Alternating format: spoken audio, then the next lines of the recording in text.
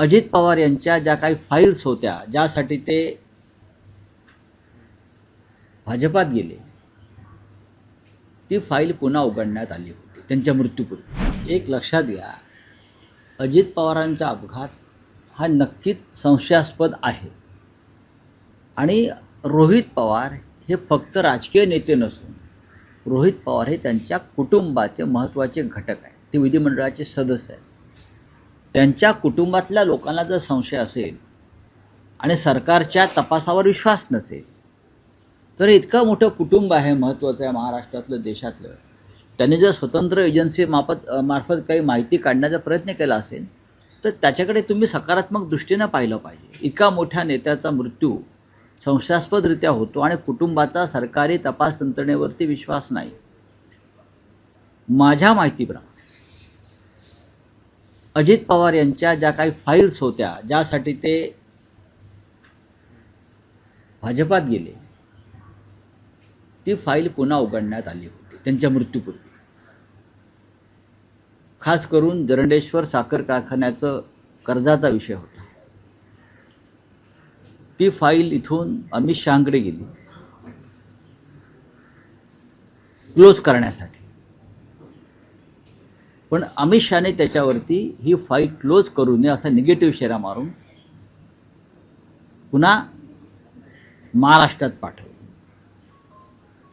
आणि त्यानंतर भाजपचे मंत्री बोलायला लागले, तुमची फाईल बंद झालेली नाही दादा. आणि मग दादा म्हणाले, तुमची फाईल आमच्याकडे आहे. इथून ती सुरुवात झाली. ज्या कारणासाठी अजित पवार हे भाजपाबरोबर गेले ते कारण संपलंच नाही. त्याच्यामुळे दादांनी मागे फिरण्याचा जो एक पुनर्विचार सुरू केला,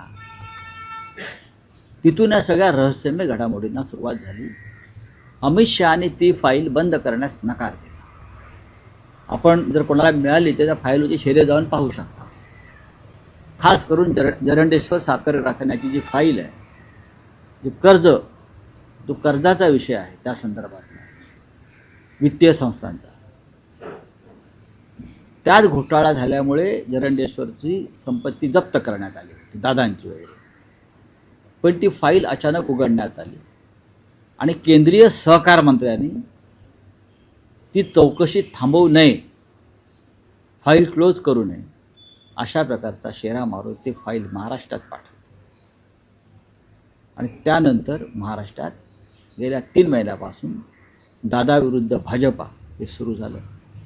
आणि जर ज्या कारणासाठी मी आलो, सुरक्षा मागण्यासाठी, प्रोटेक्शन मागण्यासाठी, तेच मिळत नसेल तर इथे थांबायच्या कशा करता. त्यातून मग विलिनीकरणावरती आणि एकत्र येण्यावरती चर्चा सुरू झाली. हा विषय एवढाच आहे आणि माझ्याकडे एवढीच माहिती आहे. धन्यवाद. महाराष्ट्रातील सर्व बातम्यांचे विश्वासार्ह व्यासपीठ, सकाळच्या सर्व सोशल मीडिया प्लॅटफॉर्मला लाईक, फॉलो आणि सबस्क्राईब करा. तसंच सर्व नोटिफिकेशनसाठी बेल आयकॉन प्रेस करायला विसरू नका.